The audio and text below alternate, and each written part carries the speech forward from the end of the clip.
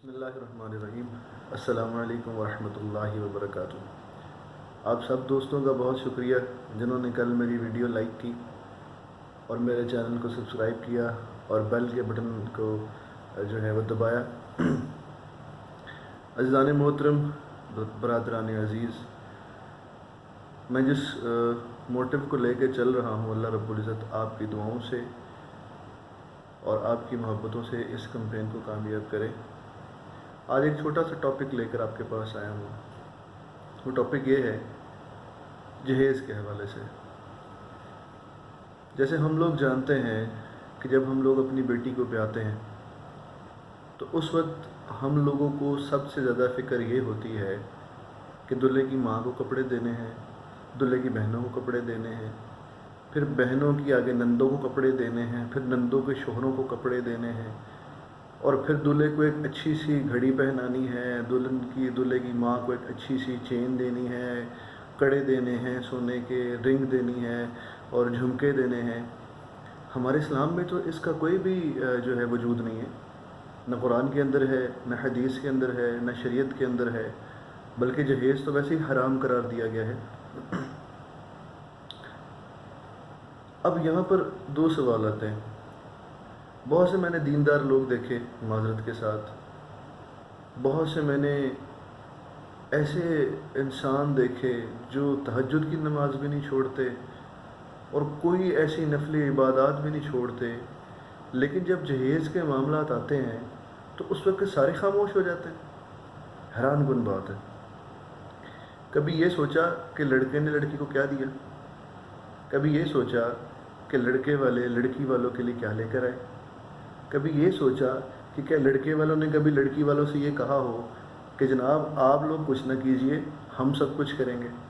मैं जानता हूँ मेरी इस बात को बहुत से लोग दकियानूसी समझेंगे, मेरी इस बात को लेके बहुत से लोग मुझे नेगेटिव समझेंगे और मेरे ही जैसे मौलवी लोग, मुल्ला लोग जो हैं वो मुझे ही तनकीद का निशाना बनाएंगे।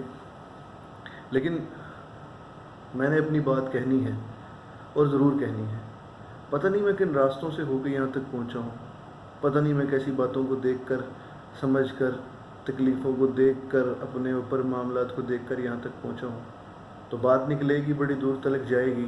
फिर अपने उस पॉइंट की तरफ आते हैं, क्योंकि आजकल हमारे लोगों के पास भी जो है वो नाच गाने का टाइम तो है, हमारे लोगों के पास कोई मुफ्त पे कोई नाच दिखाए उसका टाइम तो है, हमारे लोगों के पास शरीयत की ख़िलाफ़ वर्जी का टाइम तो है, हमारे लोगों के पास अल्लाह और अल्लाह के रसूल के ख़िलाफ़ जाने का टाइम तो है, लेकिन हमारे लोगों के पास अल्लाह और अल्लाह के रसूल की बातें सुनने का टाइम नहीं है। तो मैं ज़्यादा वक्त आपका नहीं लूँगा, अपने पॉइंट की तरफ आता हूँ। मेरा पॉइंट फिर से वही है कि वो जो लोग न नफली इबादत छोड़ते हैं, न फ़र्ज़ी इबादत छोड़ते हैं, न कोई दीन का एक लफ्ज़ छोड़ते हैं, लेकिन जब जहेज़ की बात आती है तो सारे गुम क्यों हो जाते हैं। कमाल की बात है कि जिस वक्त बच्ची के जहेज़ में हक महर की बात आती है तो उस वक्त बड़े से बड़े कारी, बड़े से बड़े आलिम, हत्ता के निकाह ख़्वाह भी कहते हैं जी बताएं क्या लिखना है, तो जवाब आता है जी शरीयत के मुताबिक लिख दीजिए। हमारे वक्तों में तो 21 रुपये होते थे, हमारे वक्तों में तो 2 रुपये होते थे, अब शरीयत के मुताबिक 32.25 रुपये होते थे, आज शरीयत के मुताबिक 32.25 हो जाएंगे। कमाल करते हैं हम लोग। दो रंगी छोड़ दे, यक रंग हो जा, या सरासर मोम या सरासर संग हो जा। अब हैरानी की बात यह है, नमाज़ें भी पढ़ते हैं, कुरान भी पढ़ते हैं, हदीसें भी पढ़ते हैं, वाज़ भी करते हैं, तकरीरें भी करते हैं, तबलीग भी करते हैं, मिलाद भी मनाते हैं, सब कुछ करते हैं। क्या उस वक़्त शरीयत याद नहीं आती कि जिस वक्त एक इंसान अपने जिगर काट कर आपके हवाले कर रहा होता है, क्या उस वक़्त शरीयत नज़र नहीं आती कि एक माँ ने 9 माह में एक बच्ची को अपने पेट में रखा और पाल पोस कर जवान करके आपकी शराइत के मुताबिक उसे तैयार करके आपके घरों में आपकी बहनों के कपड़े देकर, नंदों के कपड़े देकर, दूल्हे की माँ के कपड़े देकर, बाप के कपड़े देकर, सोना डालकर, एक एक शर्त को पूरा करके जब बेटी देते हैं लोग, कभी हया नहीं आई कि हम भी शरीयत के मुताबिक कोई हक़ महर लिख दें। उस वक़्त तो सूफ़ी साहब को बड़ी शरीयत याद आ जाती है। اس وقت تو مولانا کو بڑی شریعت یاد آ جاتی ہے، اس وقت تو سب کو دین یاد آ جاتا ہے۔ کیا کبھی اس وقت دین یاد کسی کو نہیں آیا کہ ہاں بچی دے دی، بات ختم، جن کپڑوں میں ہے انہی کپڑوں میں نکاح ہوگا اور ہم بچی کو لے کر آئیں گے؟ یہاں تو بڑی خوشی سے کہا جاتا ہے میرا سسرال مجھے گاڑی دے گا، میرا سسرال مجھے گھر دے گا، میرا سسرال مجھے کاروبار کرا کر دے گا۔ کمال نہیں ہو گیا؟ بہت کمال ہو گیا۔